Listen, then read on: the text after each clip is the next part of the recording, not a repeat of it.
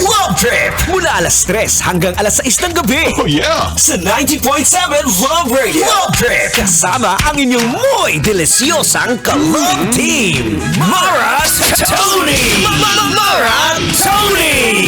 Ikaw, anong trip mo?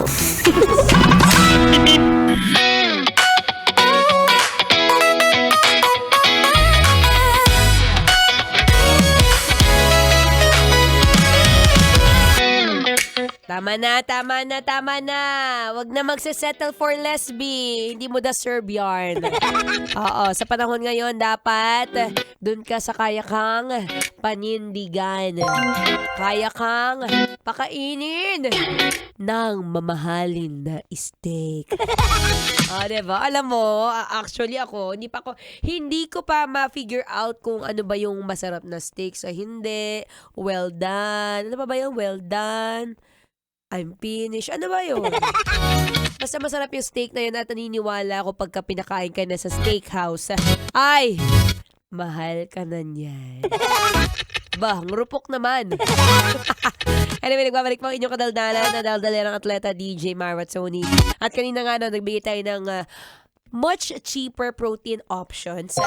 Kung hindi kaya ng budget, hindi kaya ng bulsa, na i-treat ang sarili mo sa isang mamahalin na steakhouse, worry no more.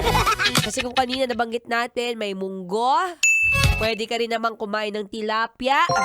Isa rin sa mga pinakamaganda at cheaper alternative of protein is syempre ang pambansang tokwa. Ano bang pinagkaiba na ng tokwa sa tofu? Ako lang based on my own understanding, ang tofu mas malambot at mas firm kesa sa tokwa. Diba kasi minsan yung tokwa, unang kagat, hangin lahat. Kung merong iba nagsasabi ang tinapay na burger, unang kagat, tinapay lahat. Ang tofu naman, o ang tokwa pala rather, is unang kagat, hangin lahat. Diba? Ano, nakakatuwa lang din kapag may nabibili tayong masarap na tofu ngayon. O marami kang pwedeng magawa dyan. Yung tofu pwede mong iprito. Hindi naman niya sumisip-sip ng mantika, Masip-sip pa nga yung kakilala mo, Diba? Iprito mo lang yan, lagyan mo ng oyster sauce. Diba? Oyster sauce, lagyan mo rin ng kaunting gulay, yung bok choy na tinatawag. Ang pinakamaganda lang dyan, syempre, igigisa mo. Doon mo lang naman kasi kukuhanin yung aroma. Say it with me, aroma. Diba? Yung aroma ng pagkain sa ginisang bawang, sibuyas. Minsan nga pag may nagluluto dyan sa kapitbahay mo, nagigisa lang para pag gusto mong lumipad at pumunta sa loob ng hapagkainan nila. Diba? Ang sarap ng ganun. Kahit simple lang, simple pagkain, tokwa, munggo, tilapia, araw-arawin mo yan. Ewan ko sa'yo kung hindi ka mamayat pa yan, diba? Nakatipid ka pa, diba? At ang malaki, naniniwala ako, kapag mas naging maganda ang itsura mo, mas maraming opportunities na maibibigay sa'yo. Diba? Sa totoo lang, wag na tayo maghalong kinembot dyan. Diba? Ikaw nga, attracted ka sa maganda o sa gwapo, diba?